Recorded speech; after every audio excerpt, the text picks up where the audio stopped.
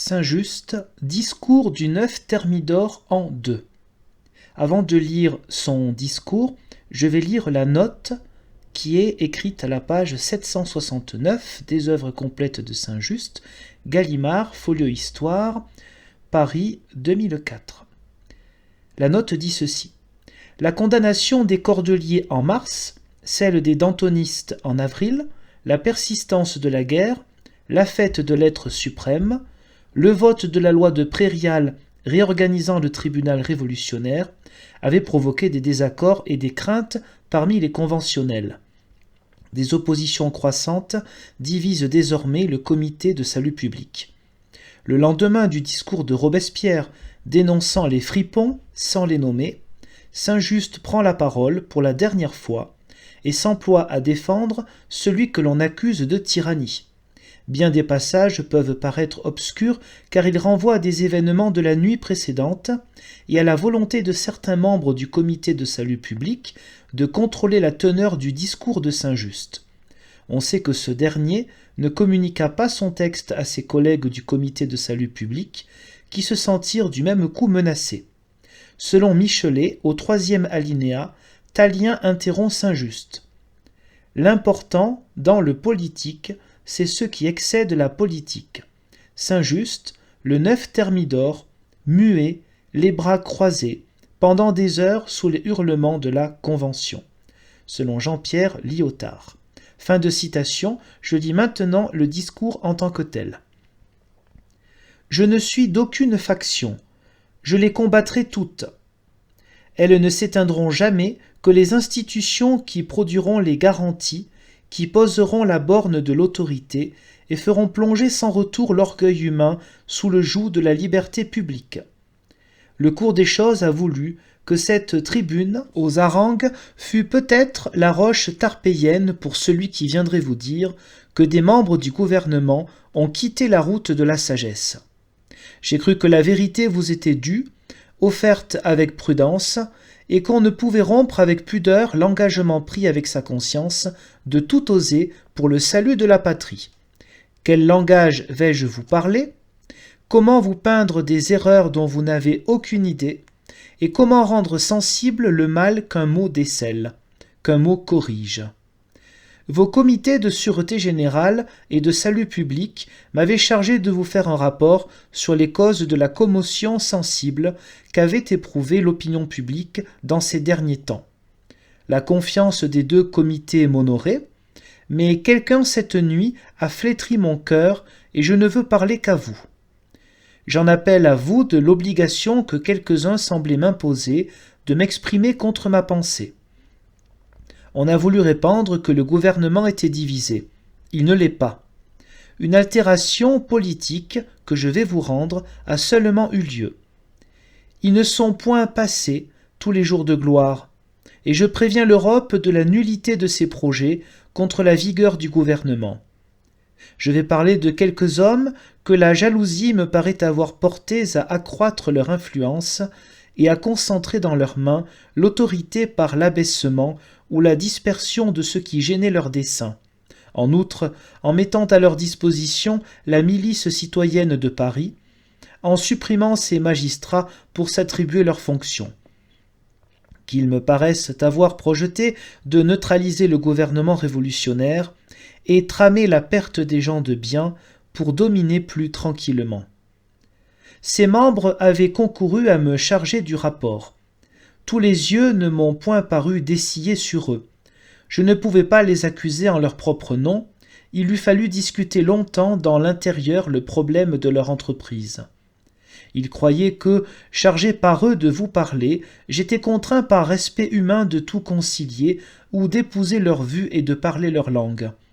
J'ai profité d'un moment de loisir que m'a laissé leur espérance pour me préparer à leur faire mesurer devant vous toute la profondeur de l'abîme où ils se sont précipités. C'est donc au nom de la patrie que je vous parle, j'ai cru servir mon pays et lui éviter des orages en ouvrant mes lèvres sincères qu'en votre présence. C'est au nom de vous-même que je vous entretiens, puisque je vous dois compte de l'influence que vous m'avez donnée dans les affaires. Je suis donc résolu de fouler aux pieds toute considération lâche et de vider en un moment à votre tribunal une affaire qui eût causé des violences dans l'obscurité du gouvernement. La circonstance où je me trouve eût paru délicate et difficile à quiconque aurait eu quelque chose à se reprocher. On aurait craint le triomphe des factions qui donnent la mort, mais certes, ce serait quitter peu de choses qu'une vie dans laquelle il faudrait être ou le complice ou le témoin muet du mal. J'ai prié les membres dont j'ai à vous entretenir de venir m'entendre. Ils sont prévenus à mes yeux de fâcheux desseins contre la patrie. Je ne me sens rien sur le cœur qui m'ait fait craindre qu'ils récriminassent. Je leur dirai tout ce que je sens d'eux sans pitié.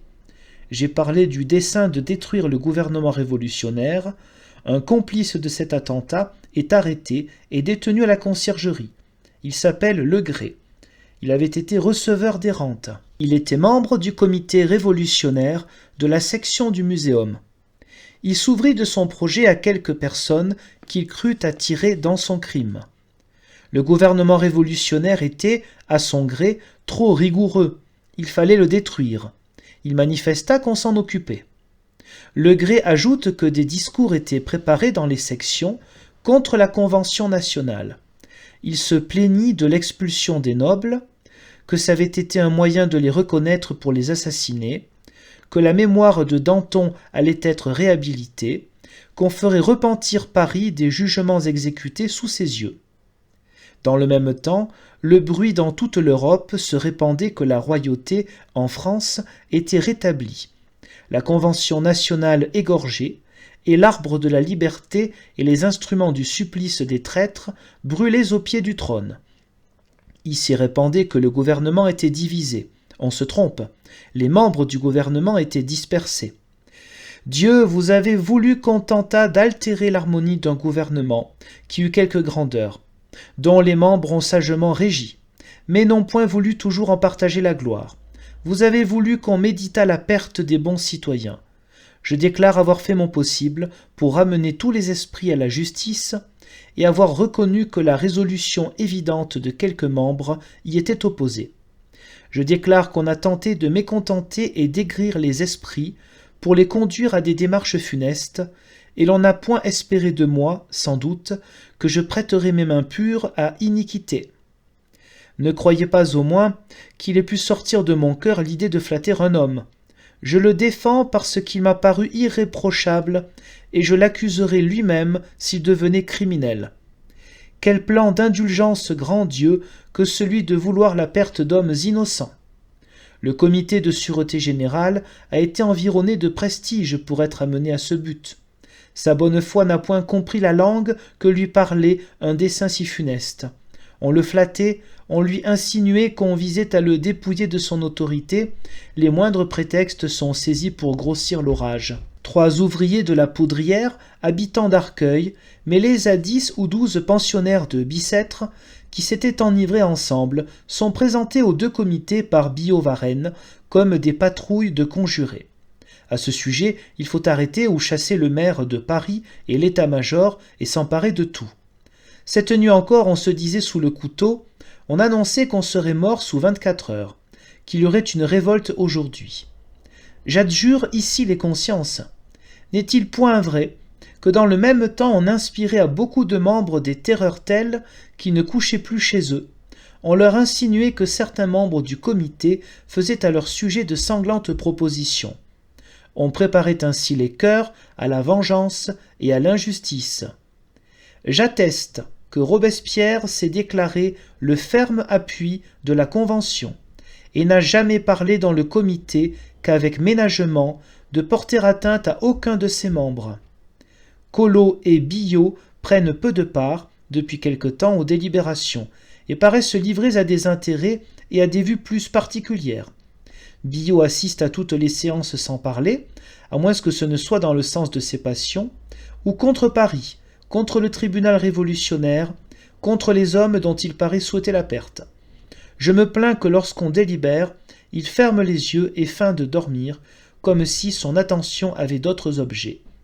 À sa conduite taciturne a succédé l'inquiétude depuis quelques jours. À ce sujet, je veux essayer de crayonner la politique avec laquelle tout se conduit, et vous dire des choses qu'il faut que vous sachiez et que vous eussiez ignorées. Il m'a paru que l'on cherchait à renouveler l'époque où Valazé, Fabre d'Églantine, Deffieux tentèrent d'exciter du trouble dans Paris pour justifier la révolte de Dumouriez. Voici comment on a suivi cette idée. Biot répète souvent ces paroles avec un fin effroi. Nous marchons sur un volcan. Je le pense aussi, mais le volcan sur lequel nous marchons est sa dissimulation et son amour de dominer.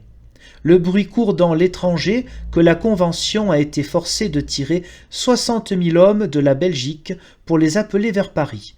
Je ne pense pas que personne ait pensé à réaliser ce bruit, mais je trouve très déplorable que Paris se trouve précisément troublé dans ce moment, que ce soit dans ce moment même que des idées de jalousie et des desseins d'innovation se manifestent, et que la liberté d'émouvoir les troupes soit concentrée dans très peu de mains, avec un secret impénétrable, de manière que toutes les armées auraient changé de place, que très peu de personnes en seraient instruites. Puisqu'on a dit qu'une loi permettait de ne laisser dans Paris que 24 compagnies de canonniers, je ne nie point qu'on ait eu le droit d'en tirer, mais je n'en connais pas le besoin. On ne le fit point sans de grands dangers. L'ennemi fuit et nous abandonne ses forteresses. Je reviendrai sur les affaires militaires, je veux achever de parler de l'intérieur. Tout fut rattaché à un plan de terreur. Afin de pouvoir tout justifier et tout oser, il m'a paru qu'on préparait les comités à recevoir et à goûter l'impression des calomnies. Biot annonçait son dessein par des paroles entrecoupées.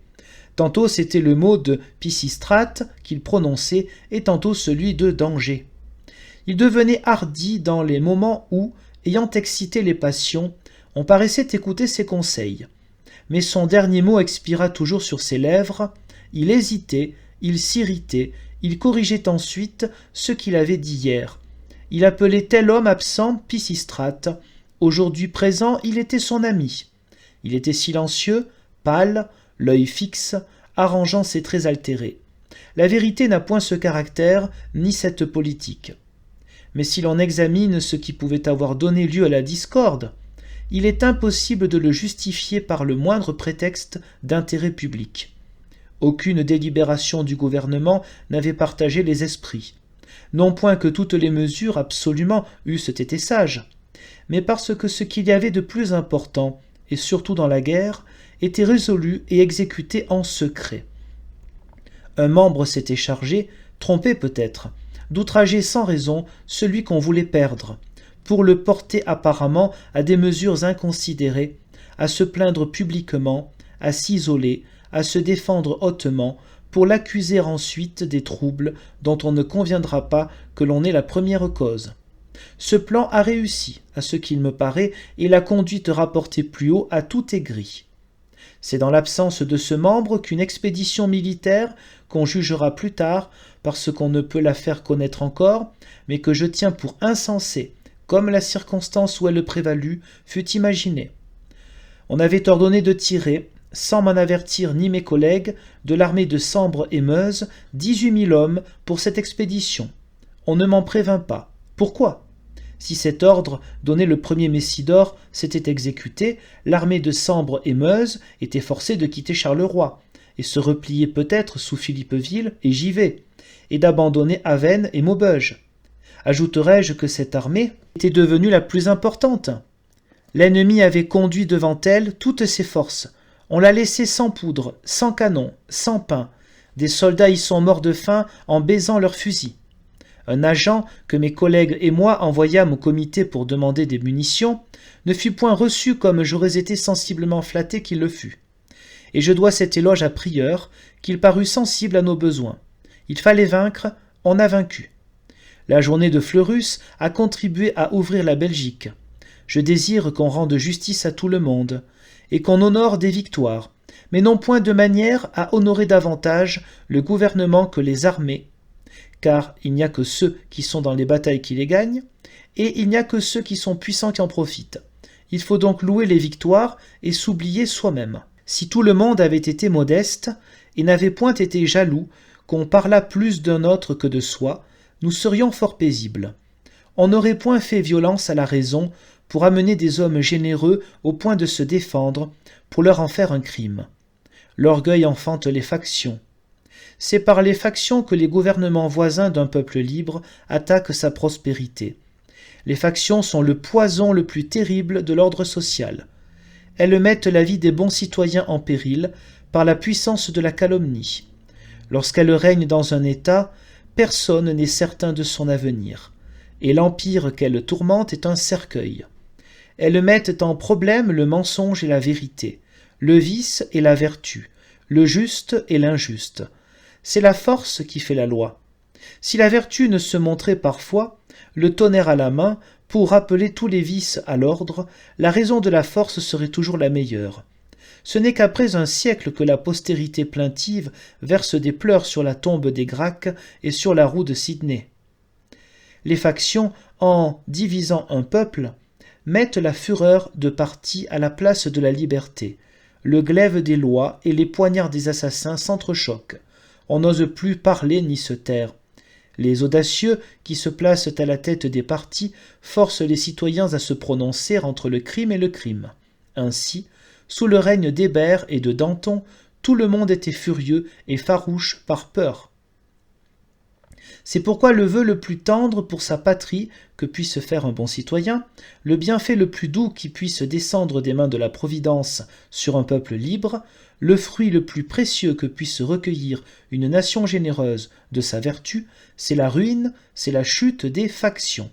Quoi, l'amitié s'est-elle envolée de la terre? La jalousie présidera-t-elle au mouvement du corps social? Et par le prestige de la calomnie, perdra-t-on ses frères parce qu'ils sont plus sages et plus magnanimes que nous? La renommée est un vain bruit. Prêtons l'oreille sur les siècles écoulés. Nous n'entendrons plus rien. Ceux qui, dans d'autres temps, se promèneront parmi nos urnes, n'en entendront pas davantage. Le bien, voilà ce qu'il faut faire, à quelque prix que ce soit, en préférant le titre de héros mort à celui de lâche vivant. Il ne faut point souffrir que le crime triomphe, ni que l'intensité de la morale publique diminue de sa force contre les méchants. La puissance des lois et de la raison arrive à la suite, et tout le monde tremble sans distinction. Il n'y a plus que des esclaves épouvantés. Si vous voulez que les factions s'éteignent, et que personne n'entreprenne de s'élever sur les débris de la liberté publique par les lieux communs de Machiavel, rendez la politique impuissante en réduisant tout à la règle froide de la justice. Gardez pour vous la suprême influence, dictez des lois impérieuses à tous les partis. Les lois n'ont point de passion qui les divise et qui les fasse dissimuler. Les lois sont sévères et les hommes ne le sont pas toujours. Un masque impénétrable peut les couvrir longtemps. Si les lois protègent l'innocence, l'étranger ne peut les corrompre. Mais si l'innocence est le jouet des viles intrigues, il n'y a plus de garantie dans la cité. Il faut s'enfuir dans les déserts pour y trouver l'indépendance et des amis parmi des animaux sauvages. Il faut laisser un monde où l'on n'a plus l'énergie ni du crime ni de la vertu, et où il n'est resté que l'épouvante et le mépris. C'est pourquoi je demande quelques jours encore à la Providence pour appeler sur les institutions les méditations du peuple français et de tous ses législateurs. Tout ce qui arrive aujourd'hui dans le gouvernement n'aurait point eu lieu sous leur empire. Ils seraient vertueux peut-être, et n'auraient point pensé au mal, ceux dont j'accuse ici les prétentions orgueilleuses. Il n'y a pas longtemps peut-être qu'ils ont laissé la route frayée par la vertu. Quand je revins pour la dernière fois de l'armée, je ne reconnus plus quelques visages.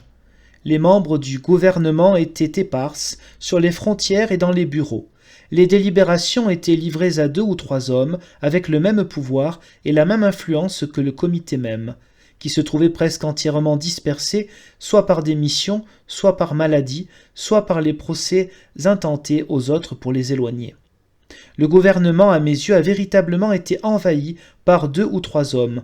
C'est pendant cette solitude qu'ils me semblent avoir conçu l'idée très dangereuse d'innover dans le gouvernement et de s'attirer beaucoup d'influence. À mon retour, comme je l'ai dit, tout était changé. Le gouvernement n'était point divisé, mais il était éparse, et abandonné à un petit nombre qui, jouissant d'un absolu pouvoir, accusa les autres d'y prétendre pour le conserver. C'est dans ces circonstances qu'on a conçu la procédure d'hommes innocents, qu'on a tenté d'armer contre eux de très injustes préventions. Je n'ai point à m'en plaindre, on m'a laissé paisible, comme un citoyen sans prétention et qui marchait seul, et c'est par erreur que, par le suffrage de quelques-uns, on m'avait chargé du rapport pour me lier à des idées qui ne sont point faites, ce me semble, pour moi. Je ne puis épouser le mal. Je m'en suis expliqué en présence des comités, je rapporterai mes propres paroles devant eux, lorsqu'il me parut qu'on les avait assemblés pour les égarer. Citoyens, leur dis-je, j'éprouve de sinistres présages. Tout se déguise devant mes yeux, mais j'étudierai tout ce qui se passe. Je me dirai tout ce que la probité conseille pour le bien de la patrie, je me tracerai l'image de l'honnête homme, et ce que la vertu lui prescrit en ce moment, et tout ce qui ne ressemblera pas au pur amour du peuple et de la liberté aura ma haine. Le lendemain, nous nous assemblâmes encore. Tout le monde gardait un profond silence, les uns et les autres étaient présents. Je me levai et je dis « Vous me paraissez affligés, il faut que tout le monde ici s'explique avec franchise, et je commencerai, si on le permet. Citoyens, ajoutai-je, je vous ai déjà dit qu'un officier suisse, fait prisonnier devant Maubeuge, et interrogé par Guiton, Laurent et moi, nous donna la première idée de ce qui se tramait. Cet officier nous dit que la police redoutable, survenue dans Cambrai, avait déconcerté le plan des Alliés, qu'ils avaient changé de vue, mais qu'on ne se plaçait en Autriche dans aucune hypothèse d'accommodement avec la France, qu'on attendait tout d'un parti qui renverserait la forme terrible du gouvernement, que l'on comptait sur des intelligences, sur des principes sévères. Je vous invitais de surveiller avec plus de soin tout ce qui se tendait à altérer la forme salutaire de la justice présente. Bientôt vous vîtes vous-même percer ce plan dans les libelles étrangers. Les ambassadeurs vous ont prévenu de tentatives prochaines contre le gouvernement révolutionnaire. Aujourd'hui, que se passe-t-il? On réalise les bruits étrangers, on dit même que si l'on réussit, on fera contraster l'indulgence avec votre rigueur contre les traîtres. Je dis ensuite que, la République manquant de ces institutions d'où résultaient les garanties, on tendait à dénaturer l'influence des hommes qui donnaient de sages conseils pour les constituer en état de tyrannie, que c'était sur ce plan que marchait l'étranger, d'après les notes mêmes qui étaient sur le tapis, que je ne connaissais point de dominateur qui ne se fût emparé d'un grand crédit militaire, des finances et du gouvernement, et que ces choses n'étaient point dans les mains de ceux contre lesquels on insinuait des soupçons. David se rangea de mon avis avec sa franchise ordinaire. Billaud-Varenne dit à Robespierre « Nous sommes tes amis, nous avons marché toujours ensemble. » Ce déguisement fit tressaillir mon cœur. La veille, il le traitait de Pisistrate et avait tracé son acte d'accusation. Il est des hommes que Lycurgue eût chassés de Lacédémone sur le sinistre caractère et la pâleur de leur front, et je regrette de n'avoir plus vu la franchise ni la vérité céleste sur le visage de ceux dont je parle. Quand les deux comités m'honorèrent de leur confiance et me chargèrent du rapport, j'annonçai que je ne m'en chargeais qu'à condition qu'il serait respectueux pour la Convention et pour ses membres. J'annonçai que j'irais à la source, que je développerais le plan ourdi pour saper le gouvernement révolutionnaire, que je m'efforcerais d'accroître l'énergie de la morale publique. Billaud-Varenne et Collot d'Herbois insinuèrent qu'il ne fallait point parler de l'être suprême, de l'immortalité de l'âme, de la sagesse. On revint sur ces idées, on les trouva indiscrètes et l'on rougit de la divinité. C'était au même instant que la pétition de Magenty parut, tendant à caractériser comme blasphème et à punir de mort des paroles souvent entendues de la bouche du peuple. Ah, ce ne sont point là des blasphèmes. Un blasphème est l'idée de faire marcher devant Dieu les faisceaux de Scylla. Un blasphème, c'est d'épouvanter les membres par des listes de proscription et d'en accuser l'innocence. Ainsi, l'on m'avait condamné à ne vous point parler de la Providence, seul espoir de l'homme isolé, qui, environné de sophismes, demande au ciel et le courage et la sagesse nécessaires pour faire triompher la vérité. Si l'on réfléchit attentivement sur ce qui s'est passé dans votre dernière séance, on trouve l'application de tout ce que j'ai dit. L'homme éloigné du comité par les plus amers traitements, lorsqu'il n'était plus composé, en effet, que de 2 ou 3 membres présents, Cet homme se justifie devant vous. Il ne s'explique point à la vérité assez clairement, mais son éloignement et l'amertume de son âme peuvent excuser quelque chose. Il ne sait point l'histoire de sa persécution, il ne connaît que son malheur. On le constitue en tyran de l'opinion. Il faut que je m'explique là-dessus et que je porte la flamme sur un sophisme qui tendrait à faire proscrire le mérite. Et quel droit exclusif avez-vous sur l'opinion, vous qui trouvez un crime dans l'art de toucher les âmes? Trouvez-vous mauvais que l'on soit sensible? Êtes-vous donc de la cour de Philippe, vous qui faites la guerre à l'éloquence? Un tyran de l'opinion?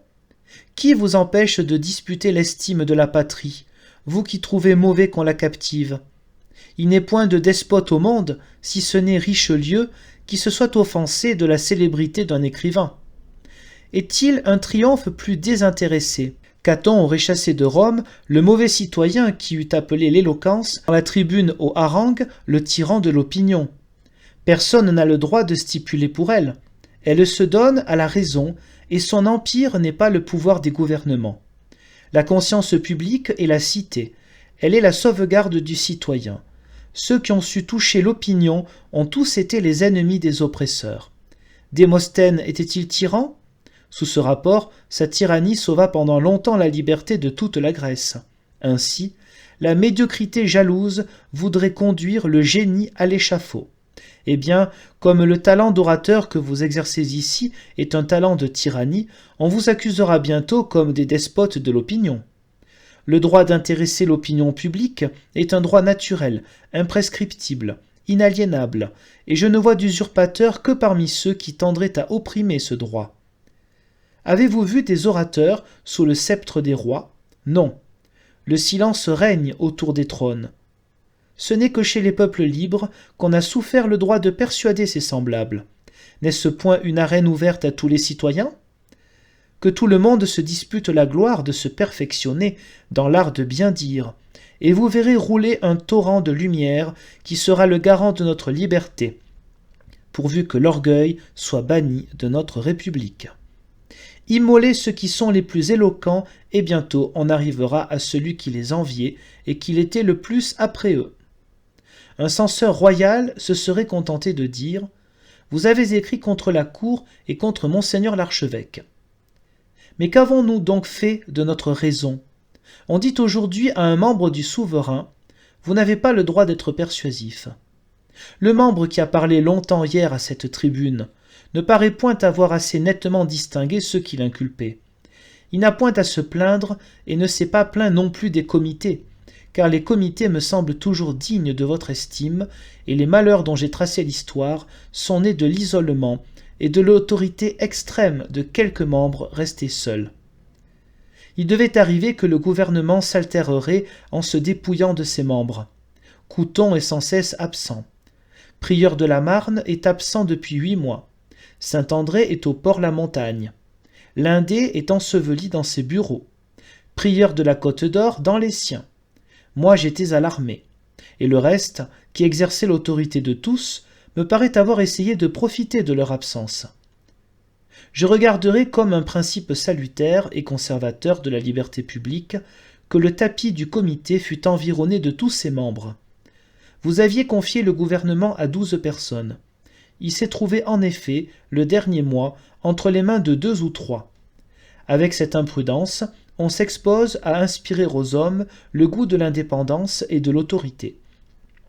Imaginez que cette altération eût continué, que Paris eût été sans état-major et sans magistrat, que le tribunal révolutionnaire eût été supprimé ou rempli de créatures de 2 ou 3 membres gouvernant absolument, votre autorité en eût été anéantie. Une seule chose aurait encore gêné ses membres, c'étaient les Jacobins, qu'ils appellent la tyrannie de l'opinion. Il fallait donc sacrifier les hommes les plus influents de cette société, car, en même temps que Billaud-Varenne et Collot d'Herbois ont conduit ce plan, ils ont manifesté depuis quelque temps leur haine contre les Jacobins. Ils ont cessé de les fréquenter et d'y parler. S'ils avaient réussi, tandis que la majorité du comité était plongée dans les détails, quelques hommes régnaient. Ils n'avaient plus à craindre les orateurs incommodes, et jouissaient de la réputation et de l'autorité exclusive. Il a donc existé un plan d'usurper le pouvoir, en immolant une partie des membres du comité et en dispersant les autres dans la République, en détruisant le tribunal révolutionnaire, en privant Paris de ses magistrats. Billaud-Varenne et Collot d'Herbois sont les auteurs de cette trame. Les deux comités n'ont donc rien dû perdre de l'estime publique, et ceux-là seuls sont indignes d'eux, qui ont eu de l'ambition sous le masque du désintéressement, et qui ont pensé concentrer dans eux l'initiative des accusations contre vos membres. Je pense que vous devez à la justice et à la patrie d'examiner ma dénonciation. Vous devez regarder comme un acte de tyrannie toute délibération du comité qui ne sera point signée de 6 membres. Vous devez examiner aussi s'il est sage que les membres fassent le métier de ministre, qu'ils s'ensevelissent dans des bureaux, qu'ils s'éloignent de vous, et altèrent ainsi l'esprit et les principes de leur compagnie. Les affaires publiques ne souffriront point de cet orage, la liberté n'en sera pas alarmée, et le gouvernement reprendra son cours par votre sagesse. Il me reste à vous convaincre que je n'ai pu prendre d'autre parti que celui de vous dire la vérité. Si j'annonçais mon intention dans les comités, on n'avait plus de mesures à garder, et tout pouvait entraîner des démarches funestes. Dans ce cas, leur point d'influence acquérait de nouvelles forces, ils rendaient d'autres membres solidaires avec eux, s'ils fussent parvenus à les tromper. J'ai cru éviter des désordres et dispenser les comités d'une querelle difficile, puisque l'on eût tout employé pour brouiller les esprits. Les membres que j'accuse ont commis peu de fautes dans leurs fonctions. Ils n'ont donc point à se justifier par les opérations, si ce n'est celle des 18 000 hommes qu'on a voulu enlever de l'armée de Sambre et Meuse. Je les accuse d'avoir tiré parti de la réputation du comité pour l'appliquer à leur ambition. S'il a été un fort bon général, un grand politique, il savait administrer, mais il appliqua ce mérite à sa fortune. J'aime beaucoup qu'on nous annonce des victoires, mais je ne veux pas qu'elles deviennent des prétextes de vanité. On annonça la journée de Fleurus et d'autres qui n'en ont rien dit étaient présents. On a parlé de siège, et d'autres qui n'en ont rien dit étaient dans la tranchée. J'affirme que tout le mal est venu de ce que, sans que personne s'en doutât, toute l'autorité était tombée dans quelques mains qui ont voulu la conserver et l'augmenter par la ruine de tout ce qui pouvait réprimer la puissance arbitraire. Je ne conclus pas contre ceux que j'ai nommés, je désire qu'ils se justifient et que nous devenions plus sages. Je propose le décret suivant. La Convention nationale décrète que les institutions qui seront incessamment rédigées présenteront les moyens que le gouvernement, sans rien perdre de son ressort révolutionnaire, ne puisse tendre à l'arbitraire, favoriser l'ambition et opprimer ou usurper la représentation nationale.